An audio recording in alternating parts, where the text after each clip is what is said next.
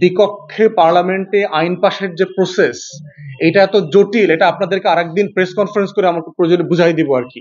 এটা এত জটিল যে ব্রিটেনের মতো পার্লামেন্টে প্রধানমন্ত্রীর আইন পাশ হয় না, বছরের পর বছর, 3 বছর, 6 বছর, 7 বছর ধরে আইন ডেডলক হয়ে আছে। তো এই জটিলতা আমরা জানি বলে বুঝতেছি যে বাংলাদেশে এটা প্র্যাকটিক্যাল হবে না। এই জন্য এই জটিলতাটা অ্যাডভান্স প্রিয়াম করতে পারছি। দ্বিতীয়ত, ইলেকশন প্রসেসটা ফেয়ার হবে না এই জায়গাগুলোতে, কারণ দলগুলো যাদেরকে মনোনয়ন দেয়, এই প্রসেসে যেটা হবে, দ্বিকক্ষ বিশিষ্ট পার্লামেন্টটা পুনর্বাসন কেন্দ্রে পরিণত হবে। আপনারা জানেন যে একটা আসনে বড় বড় রাজনৈতিক দলের 5 জন, 7 জন, 10 জন এমপি হইতে চায় একটা আসনে। তখন রাজনৈতিক দলগুলো যেটা করবে যে আমার হাতে তো 100 আছে, রিজার্ভ আছে, আমি একজনকে নিম্নকক্ষে দিব আর 2 জনকে ওখানে পুনর্বাসন করে দেব। থার্ড যেটা হবে, এই দ্বিকক্ষে আপনার পেশাজীবী সংগঠনগুলোর মাধ্যমে আমার প্রত্যেকটা প্রতিষ্ঠান এত বেশি পলিউটেড হবে।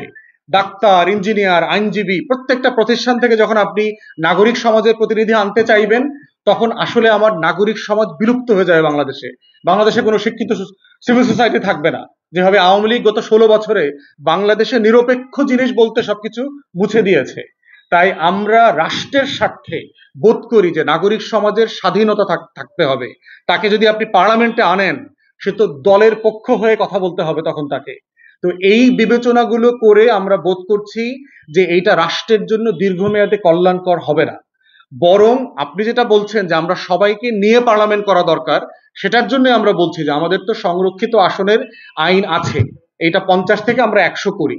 আমরা দেখি 2টা পার্লামেন্টে মূল্যায়ন করে যে এটা কিভাবে ফাংশন করে, রাজনৈতিক দলগুলো যোগ্য মানুষদেরকে এখানে সংরক্ষিত আসনে দিচ্ছে কিনা, রাজনৈতিক দলগুলো বিভিন্ন শ্রেণী পেশার মেধাবী মানুষদেরকে আনছে কিনা সংসদে।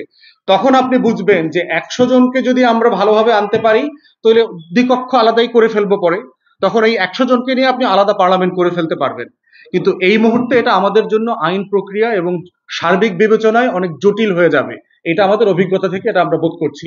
তারপরও আমরা বোধ করি যে রাজনৈতিক দলের জায়গা থেকে তর্ক, আলাপ, বিতর্ক এটা চলবে।